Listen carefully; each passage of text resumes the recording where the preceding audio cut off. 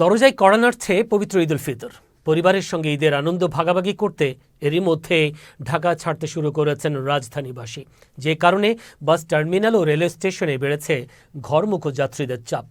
পরিবহন সংশ্লিষ্টরা বলছেন, কাল থেকে যাত্রীদের ভিড় বাড়তে পারে। এদিকে কিছু পরিবহনের বিরুদ্ধে অতিরিক্ত ভাড়ার অভিযোগ থাকলেও ভিড় কম থাকায় স্বাচ্ছন্দ্যেই রাজধানী ছাড়ছেন বলে জানিয়েছেন যাত্রীরা।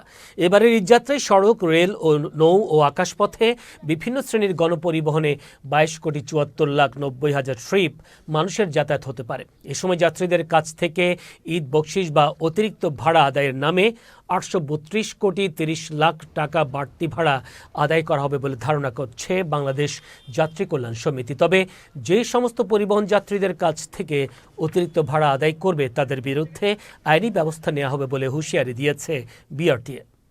ঈদের আগে টার্মিনালগুলোতে আমরা নিয়মিত যাচ্ছি, সেটা ছুটির দিন হোক, যে কোনো দিন হোক আমরা যাব।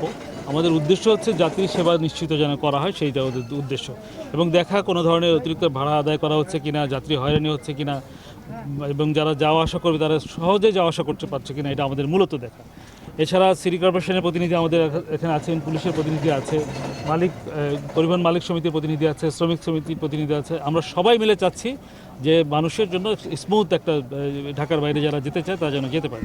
আমরা এবার ঘরমুখী যাত্রীদের ঈদে যাতে স্বাচ্ছন্দ্যে তারা যেতে পারে, আমরা শুরু থেকে ব্যাপারটা নিয়ে তৎপর, সরকার তৎপর, এবং আমরা অনেক আগে থেকেই এই বাস টার্মিনালগুলোতে যাতে কোনো ধরনের অপ্রীতিকর ঘটনা না ঘটে, কোনো ধরনের এক্সট্রা ভাড়া যাতে না নিতে পারে, ওটাকে মনিটরে আনার জন্য আমরা ডিএমপির সাথে একসাথে কাজ করছি। আমরা অনেকগুলো সিসিটিভি ক্যামেরা খুব অল্প সময়ের মধ্যে আমরা টোটাল 64টা সিসিটিভি ক্যামেরা আমরা লাগিয়েছি, যাতে তাদেরকে, আমি শুধু গাবতলী এবং কথা বলছি, মহাখালীর কথা বলছি, তো প্রত্যেকটা জায়গায় আমাদের মনিটরের মধ্যে আমরা রেখেছি।